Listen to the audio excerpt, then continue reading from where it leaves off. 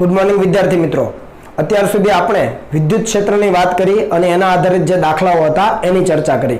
આજે આપણે મિત્રો વાત કરવી છે વિદ્યુત ક્ષેત્ર રેખાઓની અને વિદ્યુત ક્ષેત્ર રેખાઓની જે લાક્ષણિકતાઓ છે એની. મિત્રો આ વિદ્યુત ક્ષેત્ર રેખા ખરેખર છે શું? તો એ વિદ્યુત ક્ષેત્ર રેખાની વ્યાખ્યા આપણે સૌપ્રથમ લઈએ કે વિદ્યુત ક્ષેત્રની ચિત્રાત્મક એટલે કે કાલ્પનિક રજૂઆત એટલે વિદ્યુત ક્ષેત્ર રેખા.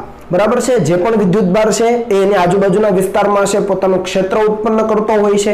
બરાબર. અને ત્યાં જો કોઈ વિદ્યુત ભારને મૂકવામાં આવે તો એના ઉપર એ બળ લગાડતો હોય છે અથવા એ વિસ્તારમાં પોતાનું વિદ્યુત ક્ષેત્ર એ લાગુ પાડતો હોય છે. તો એ વિદ્યુત ક્ષેત્ર રેખાઓને આપણે કાલ્પનિક રીતે રજૂ કરીએ, એને કંઈક ડ્રો કરીએ આપણે. બરાબર છે. તો એ જે ચિત્રાત્મક રજૂઆત છે આપણે જે ડ્રો કરીએ છીએ એને કહેવામાં આવે છે વિદ્યુત ક્ષેત્ર રેખા.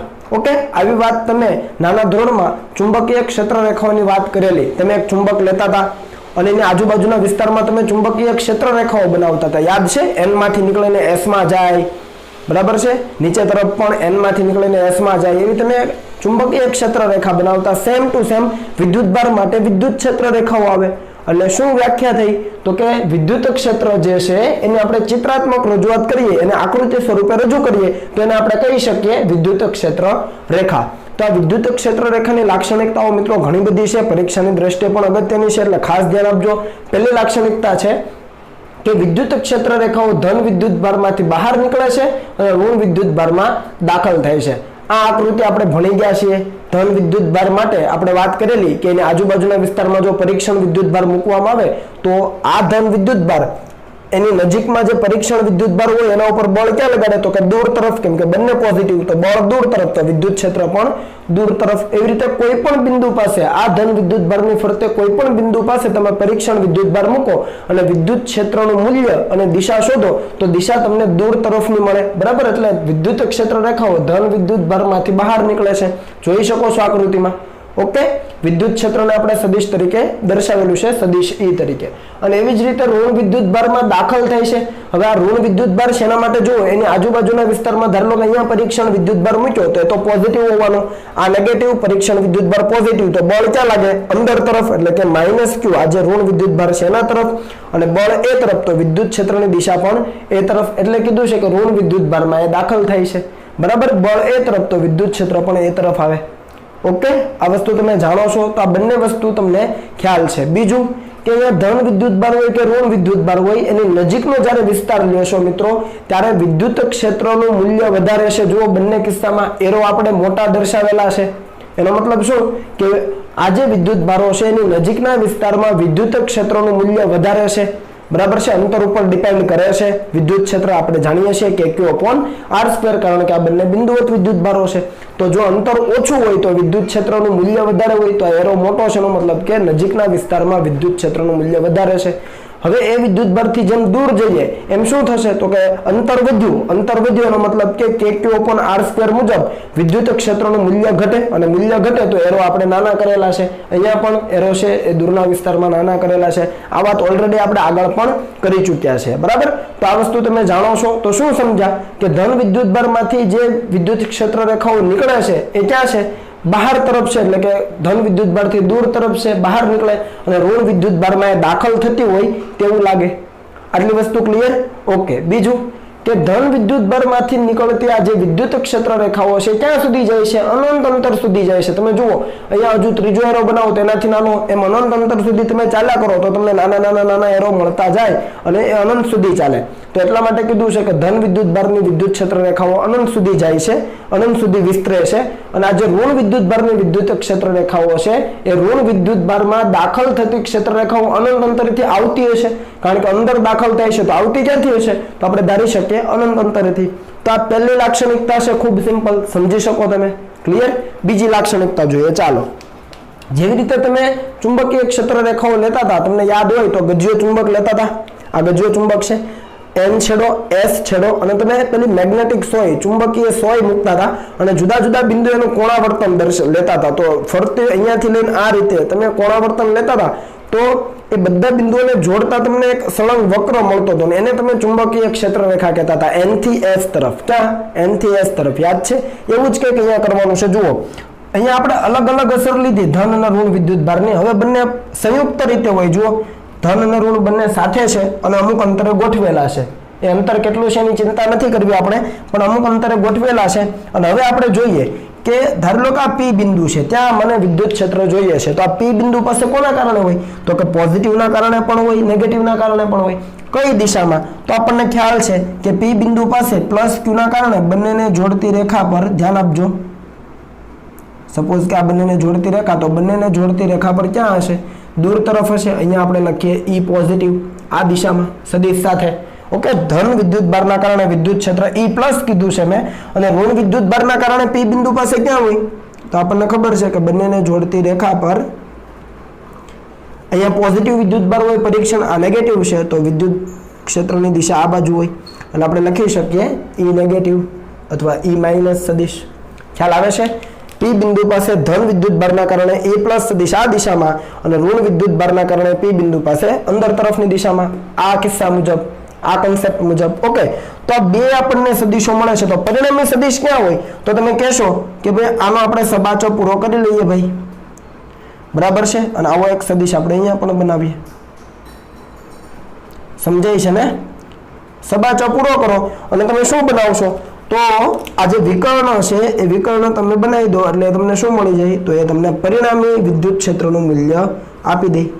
ઈ પ્લસ અને ઈ માઇનસ એનું પરિણામી ક્યાં આવે? ઈ સદિશ. તો તમે જોઈ શકો કે બંને વિદ્યુત ભારોને જોડતી રેખા છે અને સમાંતર મળ્યું વિદ્યુત ક્ષેત્ર. તો આ જે વિદ્યુત ક્ષેત્ર છે એને આપણે કહી શકીએ ઈ નેટ અથવા ઈ સદિશ. મેં ઓલરેડી અહીંયા લખેલું છે, કોઈ પણ વસ્તુ તમે કહી શકો. સમજાય છે? બંને વિદ્યુત ભારોના કારણે અલગ અલગ દિશામાં હતા, પણ જ્યારે પરિણામી જોશો ત્યારે બંનેને જોડતી રેખા પર સમાંતર થઈ ગયું. ઓકે, એ પી બિંદુ ખસેડીને અહીંયા ધનની નજીક લઈ આવો તો તમને ખ્યાલ છે કે ધનના કારણે વિદ્યુત ક્ષેત્ર ક્યાં હોય? તો કે બંનેને જોડતી રેખા પર ઉપર તરફ. ખ્યાલ આવે છે? હું દર્શાવતો નથી, બંનેને જોડતી રેખા પર ઉપર તરફ. અને ઋણના કારણે ક્યાં હોય? તો કે બંનેને જોડતી રેખા પર માઇનસ ક્યુ તરફ. તો બંનેનું પરિણામી લેશો ને તો હવે સમાંતર નહીં થાય. કેમ? કારણ કે આની તીવ્રતા વધારે છે, નજીક આવ્યો, ક્યુ પ્લસ ક્યુ ની નજીક છે, નજીકમાં તીવ્રતા વધારે હોય, એનો મતલબ કે જે તમને મૂલ્ય મળવાનું છે વિદ્યુત ક્ષેત્રનું પરિણામી એ ક્યાં હશે?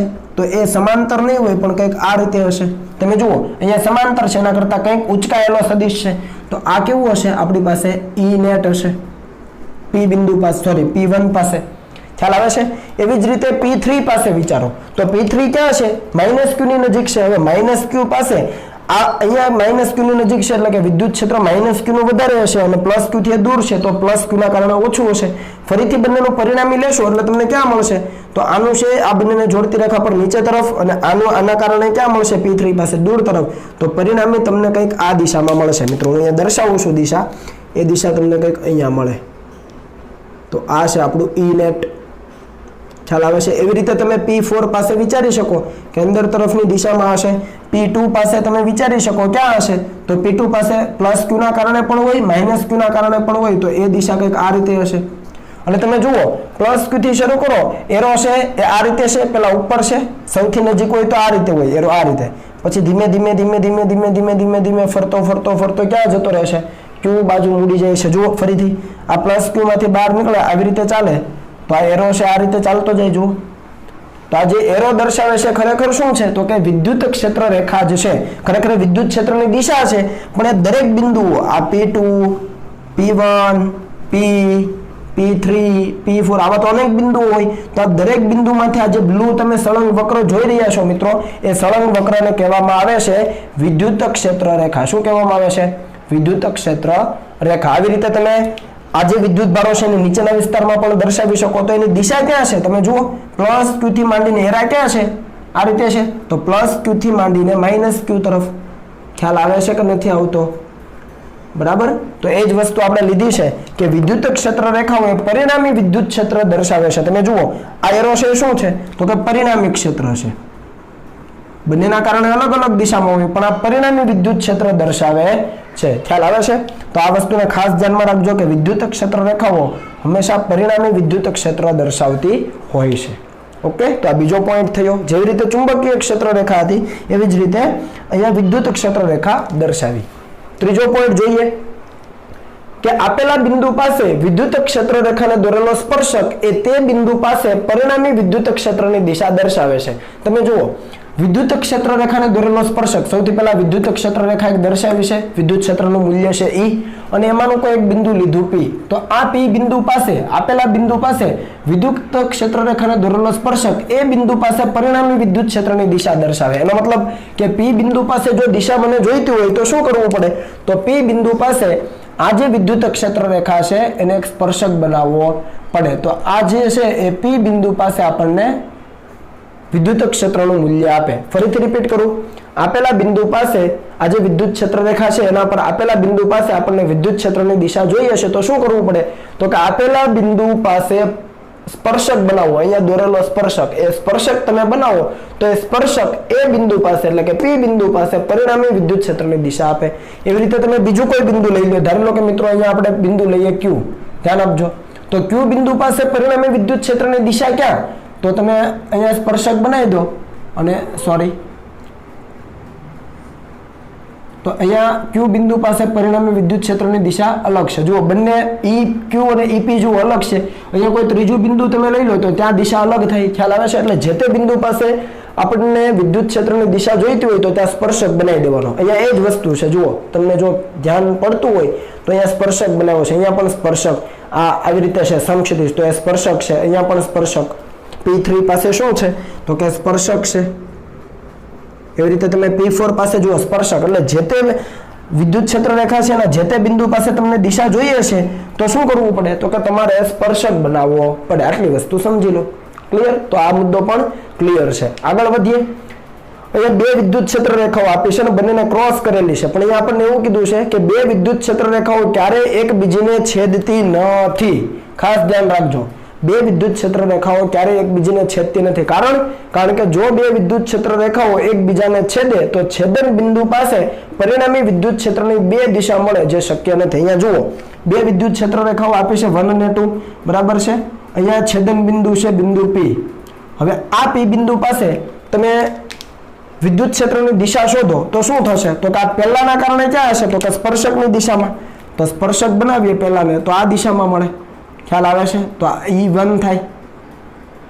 અહીંયા આપણે કાઢી નાખીએ. ચાલો E1 થાય. અને આ જે બીજી ક્ષેત્ર રેખા છે એને અહીંયા P બિંદુ પાસે દિશા જોઈએ છે તો ક્યાં મળશે? તો કે આ બાજુ મળશે. તો E2. તો તમે જુઓ કે આપણે તો એવી વાત કરી હતી કે કોઈ ક્ષેત્ર રેખા હોય અને આપેલા બિંદુ પાસે દિશા જોઈએ છે વિદ્યુત ક્ષેત્રની તો સ્પર્શક બનાવવાનો. પણ અહીંયા તો વિદ્યુત ક્ષેત્રને બે દિશા હોવાનું સૂચન મળે છે. તમે જુઓ કે જો બે વિદ્યુત ક્ષેત્ર રેખાઓ એકબીજાને છેદે, આકૃતિ જેવું હોય તો છેદન બિંદુ એટલે કે P બિંદુ પાસે પરિણામી વિદ્યુત ક્ષેત્રની બે દિશા મળે. તમે જુઓ પરિણામી વિદ્યુત ક્ષેત્ર એક આ દિશામાં છે અને બીજું આ દિશામાં છે. એવું શક્ય નથી. કોઈ એક બિંદુ પાસે વિદ્યુત ક્ષેત્રને માત્ર એક જ દિશા હોય, બે દિશા શક્ય નથી. અને એ કારણથી બે વિદ્યુત ક્ષેત્ર રેખાઓ ક્યારેય એકબીજાને છેદતી નથી. ક્લિયર?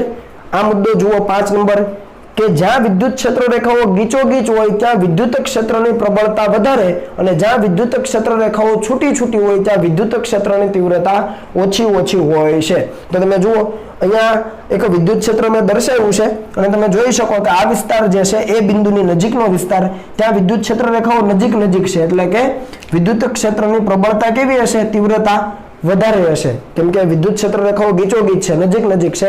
અને એના પ્રમાણમાં તમે B બિંદુની નજીકનો વિસ્તાર જુઓ, ત્યાં વિદ્યુત ક્ષેત્ર રેખાઓ છૂટી છે, પ્રમાણમાં એકબીજાથી દૂર છે. અને એ વિસ્તારમાં વિદ્યુત ક્ષેત્રની પ્રબળતા અથવા તીવ્રતા કેવી હોય છે? ઓછી હોય છે. ખ્યાલ આવે? એનો મતલબ કે એ બિંદુ પાસે જો કોઈ વિદ્યુત ભાર મૂકવામાં આવે તો બળ વધારે લાગે અને B બિંદુ પાસે મૂકવામાં આવે તો બળ ઓછું લાગે. તો એ બિંદુ પાસેની જે વિદ્યુત ક્ષેત્રની પ્રબળતા છે અથવા એનું મૂલ્ય છે એ B બિંદુ પાસેના વિદ્યુત ક્ષેત્રના મૂલ્ય કરતાં કેવું છે? વધારે છે. આ શરતનું પાલન થાય. ખ્યાલ આવે છે? અથવા એવું કહી શકાય કે એ બિંદુથી B બિંદુ તરફ જતા વિદ્યુત ક્ષેત્રની પ્રબળતા અથવા વિદ્યુત ક્ષેત્રની તીવ્રતા ઘટે છે. બીજા શબ્દોમાં B બિંદુથી A બિંદુ તરફ આવતા અથવા જતા, B બિંદુથી A બિંદુ તરફ જતા વિદ્યુત ક્ષેત્રની પ્રબળતા વધે છે અથવા વિદ્યુત ક્ષેત્રની તીવ્રતા વધે છે. બરાબર? તો વિદ્યુત ક્ષેત્ર રેખાઓ નજીક એનો મતલબ કે પ્રબળતા વધારે, વિદ્યુત ક્ષેત્રની પ્રબળતા વધારે અને વિદ્યુત ક્ષેત્ર રેખાઓ દૂર પ્રમાણમાં એકબીજાથી છૂટી તો વિદ્યુત ક્ષેત્રની પ્રબળતા અથવા તીવ્રતા કેવી? ઓછી. ખ્યાલ આવશે? ઓકે. તો આ દરેક મુદ્દાને ખૂબ કાળજીથી નોંધ કરજો મિત્રો. પરીક્ષાની દ્રષ્ટિએ મેં અગાઉ કીધું એમ અગત્યનું છે અને આ 5 મુદ્દાઓ નોંધ કરી લો અને ત્યાર પછી હજુ લાક્ષણિકતાઓ બાકી છે તો એમાં આપણે આગળ વધીએ.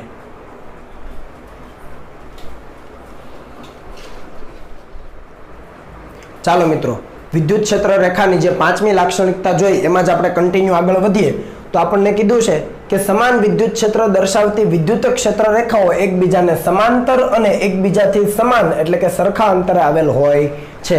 આગળ જે આપણે જોયું એ અસમાન વિદ્યુત ક્ષેત્ર કહેવાય, કારણ કે એક વિસ્તારમાં વિદ્યુત ક્ષેત્રનું મૂલ્ય વધારે હતું, બીજા વિસ્તારમાં વિદ્યુત ક્ષેત્રનું મૂલ્ય ઓછું હતું. પણ તમે અહીંયા વિદ્યુત ક્ષેત્ર રેખાઓ જુઓ, એકબીજાને સમાંતર છે, બરાબર છે, એકબીજાને સમાંતર પણ છે અને એકબીજાથી સમાન અંતરે બે ક્રમિક વિદ્યુત ક્ષેત્ર રેખાઓ જુઓ, આ બંને વચ્ચેનું અંતર, આ બંને વચ્ચેનું અંતર, આ બંને વચ્ચેનું અંતર એકબીજાથી એક સમાન અંતરે છે. તો આવી જે વિદ્યુત ક્ષેત્ર રેખાઓ છે એને કહેવામાં આવે છે સમાન વિદ્યુત ક્ષેત્ર રેખાઓ, અથવા આ વિદ્યુત ક્ષેત્રને કહેવાય સમાન વિદ્યુત ક્ષેત્ર. આ સમાન વિદ્યુત ક્ષેત્રનો ઉપયોગ આપણે આગળ કરવાના છે, ખાસ ધ્યાનમાં રાખજો મિત્રો. બરાબર, આગળ વધીએ કે કોઈ ક્યુ વિદ્યુત ભાર છે તો ક્યુ વિદ્યુત ભારમાંથી વિદ્યુત ક્ષેત્ર રેખાઓની સંખ્યા આપણને જોઈએ છે, તો એ સંખ્યા કઈ રીતે મળે? તો એનું કોમન સૂત્ર છે n = બીટા × q છેદમાં એપ્સિલોન 0. શું છે? આપેલો વિદ્યુત ભાર q છે, એમાંથી જે વિદ્યુત ક્ષેત્ર રેખાઓ નીકળે છે અથવા એમાં જે દાખલ થાય છે, ધન વિદ્યુત ભાર હશે તો નીકળતી હશે, ઋણ વિદ્યુત ભાર હશે તો દાખલ થતી હશે. તો એ વિદ્યુત ક્ષેત્ર રેખાની સંખ્યા, જેને કેપિટલ N કહીએ, તો એ મૂલ્ય મળે બીટા × q છેદમાં એપ્સિલોન 0. જ્યાં બીટા છે એ કોઈ યાદચ્છિક અચળાંક છે, આપણી ઈચ્છા મુજબનો લઈ શકીએ.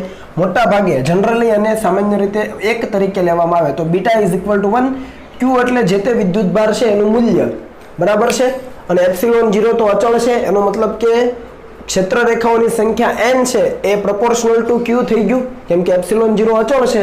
તો q જો મોટો તો ક્ષેત્ર રેખાઓની સંખ્યા વધારે, q નું મૂલ્ય ઓછું એટલે કે નાનું તો ક્ષેત્ર રેખાઓની સંખ્યા ઓછી. બરાબર છે? તો આ વસ્તુને ધ્યાનમાં રાખજો મિત્રો.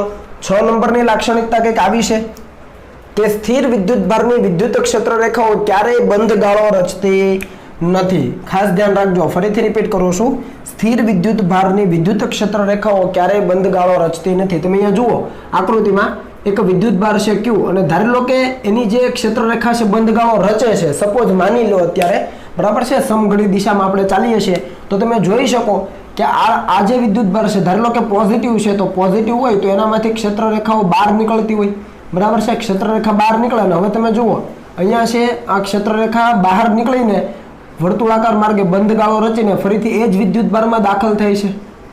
ખ્યાલ આવે છે? વિદ્યુત ભાર એક જ છે, એક બિંદુએ તમે જુઓ તો વિદ્યુત ક્ષેત્ર રેખા બહાર નીકળતી લાગે અને ફરીને પાછા બંધ ગાળો પૂર્ણ કરીને પાછા આવો તો બીજા બિંદુએથી અંદર દાખલ થતું હોય એવું લાગે.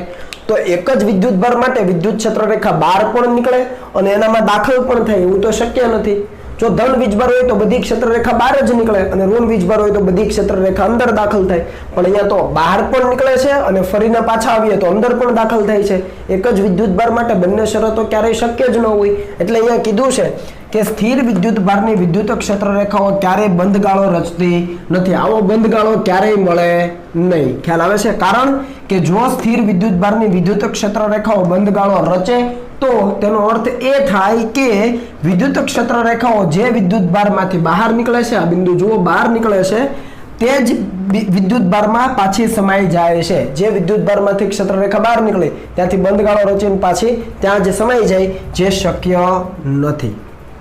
ઓકે, ખ્યાલ આવે છે? એટલે ટૂંકમાં એવું યાદ રાખો કે કોઈ સ્થિર વિદ્યુત ભાર છે એની વિદ્યુત ક્ષેત્ર રેખાઓ ક્યારેય પણ બંધ ગાળો રચતી નથી. એનું કારણ આપણે કીધું કે એક જ વિદ્યુત ભારમાંથી ક્ષેત્ર રેખા બહાર પણ નીકળે અને દાખલ પણ થાય, એવું ક્યારેય શક્ય બનતું નથી. અથવા બીજા શબ્દોમાં જો સમજવું હોય મિત્રો તો સમજી શકીએ કે વિદ્યુત ક્ષેત્ર સંરક્ષી છે. સંરક્ષી ક્ષેત્રનો મતલબ શું?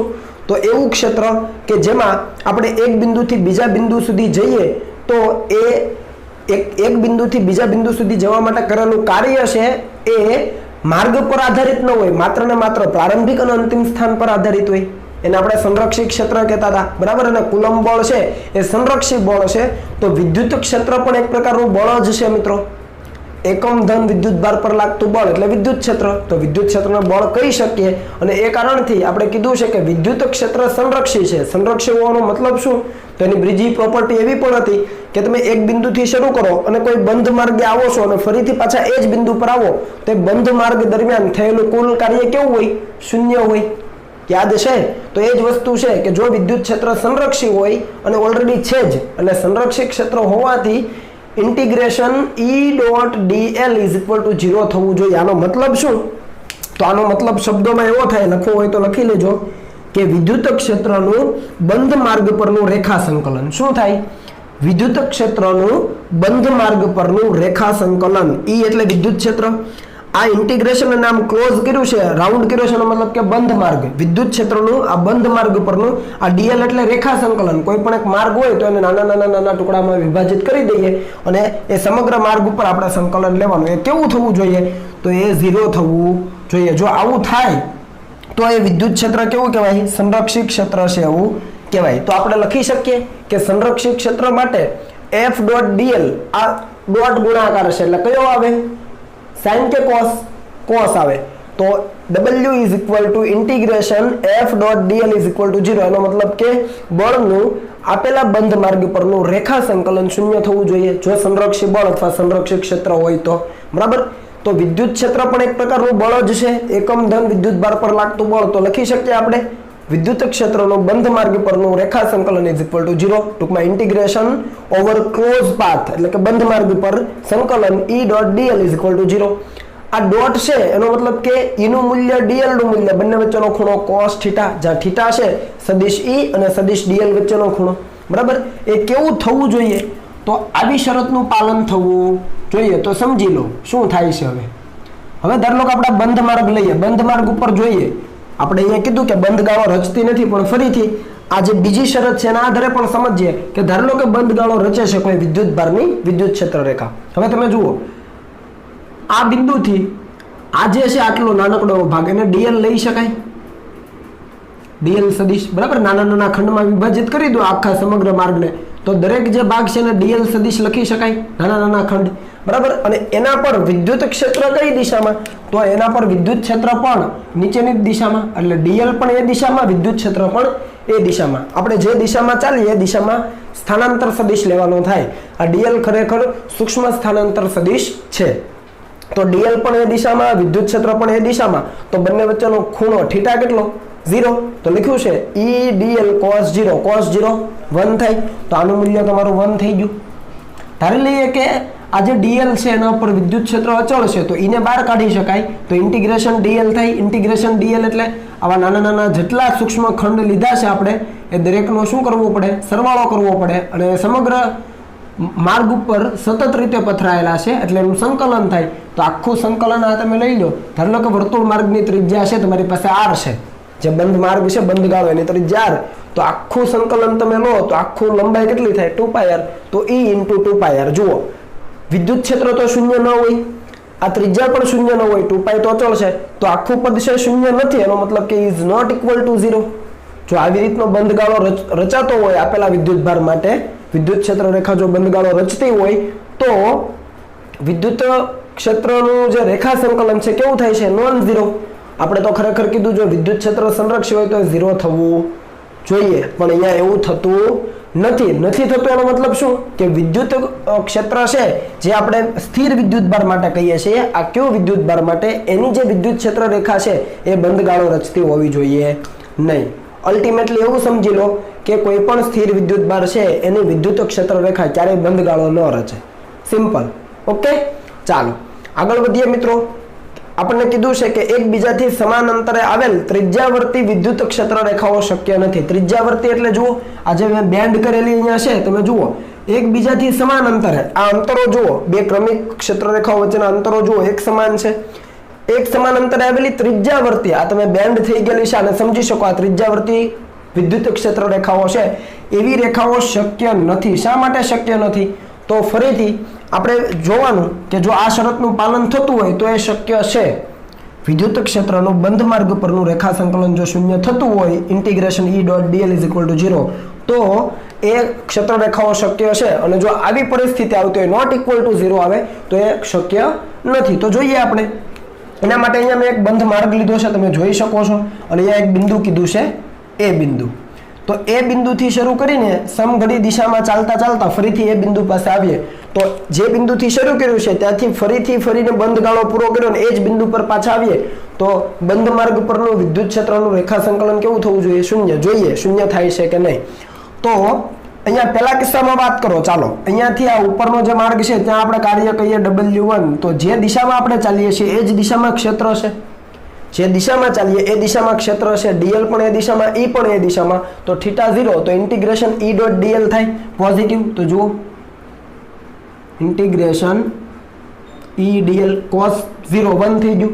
ચાલો આ માર્ગ ઉપર આવો, dl નીચે તરફ અને e અને લંબ, dl નીચે e અને લંબ, તો અહીંયા આ માર્ગ ઉપર આપણે કહીએ W2 એ કેવું થાય 0 થાય, કારણ કે cos 90 0 લંબ છે. વિદ્યુત ક્ષેત્ર આ તરફ અને dl નીચે તરફ. આ માર્ગ ઉપર આવો, ચાલો ત્યાં આપણે કહીએ W3. જુઓ વિદ્યુત ક્ષેત્ર ક્યાં પહેલી તરફ, dl ક્યાં આ તરફ, બંને એકબીજાની વિરુદ્ધમાં, θ 180 તો ઇન્ટિગ્રેશન થાય -e dl. તમે માઇનસને આગળ આપી શકો. આ માઇનસ કોના આવ્યા? cos 180 ના, કેમ કે વિદ્યુત ક્ષેત્ર આગળ, dl પાછળ. ઓકે, અને આ માર્ગ ઉપર આવો તો dl ઉપર વિદ્યુત ક્ષેત્ર આમ, dl ઉપર વિદ્યુત ક્ષેત્ર આમ લંબ છે, તો W4 વર્ક ડન કેટલું થાય અહીંયા 0. તો આ બંને માર્ગ ઉપર તો 0, આપણને ચિંતા નથી, પણ કુલ કાર્ય ગણવા માટે ચારેયનો સરવાળો કરવો પડે, અને ચારેયનો સરવાળો મિત્રો લઈએ W is equal to W1 plus W2 plus W3 plus W4. તમને અહીંયા જોતા એવું લાગતું હશે કે વિદ્યુત ક્ષેત્ર તો અચળ છે, બરાબર છે, સમાન વિદ્યુત ક્ષેત્ર છે, તો E બાર તો integration dl minus integration dl 0 થાય, પણ એવું નથી મિત્રો. વિદ્યુત ક્ષેત્ર ભલે અચળ છે, પણ તમે જુઓ ઉપરનો જે માર્ગ છે ત્યાં સ્થાનાંતર વધારે છે, અને નીચેનો જે માર્ગ છે ત્યાં સ્થાનાંતર ઓછું. સમજાય છે? ડાયરેક્ટ નહીં 0 કરી દેતા. ઉપરનો જે માર્ગ છે આ બિંદુથી આ બિંદુનો, ત્યાં સ્થાનાંતર કેવું છે? વધારે, અને નીચેનો જે માર્ગ છે ત્યાં સ્થાનાંતર કેવું છે? પ્રમાણમાં ઓછું. એનો મતલબ કે આ કાર્ય વધારે છે, ધન કાર્ય વધારે, અને ઋણ કાર્ય કેવું છે? ઓછું છે. એનો મતલબ કે બંનેનો સરવાળો કરીશું તો જવાબ શૂન્ય થશે નહીં, એટલે આપણે લખી શકીએ નોટ ઇક્વલ ટુ 0. અને જો કુલ કાર્ય 0 નથી થતું, એનો મતલબ કે આવી ક્ષેત્ર રેખાઓ શક્ય નથી. જેવું આપણે અહીંયા કીધું Q, આજે Q વિદ્યુત ભાર છે એના માટે બંધ ગાળો શક્ય નથી. કોના આધારે કીધું? આના આધારે. જો શૂન્ય થાય તો જ શક્ય, શૂન્ય થતું નથી તો એ શક્ય નથી. એવું જ અહીંયા આ બંનેના કારણે કાર્ય શૂન્ય, પણ આ બંનેનું કાર્ય જુઓ, આ કાર્ય વધારે થાય, સ્થાનાંતર વધારે, આ કાર્ય ઓછું, કારણ કે સ્થાનાંતર ઓછું. વિદ્યુત ક્ષેત્ર તો એક સમાન જ છે, સમાન વિદ્યુત ક્ષેત્ર છે, બરાબર. તો એ કુલ કાર્ય નોટ ઇક્વલ ટુ 0, અને એ કારણથી આપણે કહી શકીએ કે આવી સમાન અંતરે આવેલી ત્રિજ્યાવર્તી વિદ્યુત ક્ષેત્ર રેખાઓ શક્ય નથી. ઓકે, ચાલો એવી જ રીતે અહીંયા સમજાઈ શકાશે. જુઓ કે એકબીજાને સમાંતર અને અસમાન અંતરે આવેલ વિદ્યુત ક્ષેત્ર રેખાઓ પણ શક્ય નથી. તમે જુઓ પહેલા તો આ વિદ્યુત ક્ષેત્ર રેખાઓ અહીંયા રેડ માર્કથી દર્શાવી છે, એકબીજાને સમાંતર છે. યસ, સમાંતર તો કહેવાય, નજીક હોય કે દૂર હોય, સમાંતર તો છે જ. અને અસમાન અંતરે, બરાબર છે. તો જુઓ બે ક્રમિક વિદ્યુત ક્ષેત્ર રેખાઓ વચ્ચેનું અંતર જોઈ લો, સમાન નથી, મતલબ અલગ અલગ અંતર છે. અહીંયા જેવું હતું એવું અહીંયા નથી. આ સમાન વિદ્યુત ક્ષેત્ર રેખાઓ છે, આ અસમાન વિદ્યુત ક્ષેત્ર રેખાઓ છે, એવું કહી શકાય. તો એની અંદર પણ આપણે એક બંધ માર્ગ વિચારીએ, એ શક્ય નથી અથવા છે નક્કી કરવા માટે. તો બંધ માર્ગ વિચારો, એ બિંદુથી શરૂ કરીએ અને ફરીથી આખા બંધ માર્ગ પર ફરીને પાછા એ બિંદુ પર આવીએ, તો આ શરતનું પાલન થવું જોઈએ. વિદ્યુત ક્ષેત્રનો બંધ માર્ગ પરનું રેખા સંકલન શૂન્ય થવું જોઈએ. જોઈ લઈએ આપણે. ઉપર વિચારો, ઉપરનો જે માર્ગ છે ત્યાં વિચારો. વિદ્યુત ક્ષેત્ર કઈ બાજુ? તો કે ઉપર તરફ. ચાલવાનું ક્યાં છે? આ તરફ. વિદ્યુત ક્ષેત્ર ઉપર, ચાલવાનું આ તરફ, બંને લંબ, cos 90 0. તો અહીંયા જે કાર્ય મળશે W1 is equal to 0 ભાઈ. સેમ ટુ સેમ નીચે લખી દઈએ W3. સમજાય ને? વિદ્યુત ક્ષેત્ર ઉપર, ચાલવાનું આ બાજુ, તો નીચે પણ કાર્ય 0. ચાલો અહીંયા આવો, અહીંયા આપણે કાર્ય કહીએ W2. વિદ્યુત ક્ષેત્ર ક્યાં છે? ઉપર. ચાલવાનું ક્યાં છે? નીચે. ખૂણો કેટલો? 180.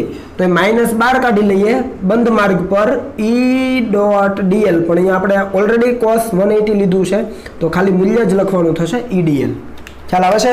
વિદ્યુત ક્ષેત્ર આ બિંદુ ઉપર ઉપર અને સ્થાનાંતર નીચે, તો cos 180 -1 એ -12 અને ઇન્ટિગ્રેશન E ઇન્ટુ dl. એવી જ રીતે અહીંયા વિચારો, સ્થાનાંતર પણ ઉપર, એરો ઉપર છે, અને વિદ્યુત ક્ષેત્ર પણ ઉપર. તો આ બિંદુ પાસે જે કાર્ય થવાનું W4 એ કેટલું થવાનું? તો ઇન્ટિગ્રેશન E ઇન્ટુ dl. કેમ E ઇન્ટુ dl? કારણ કે cos 0 1.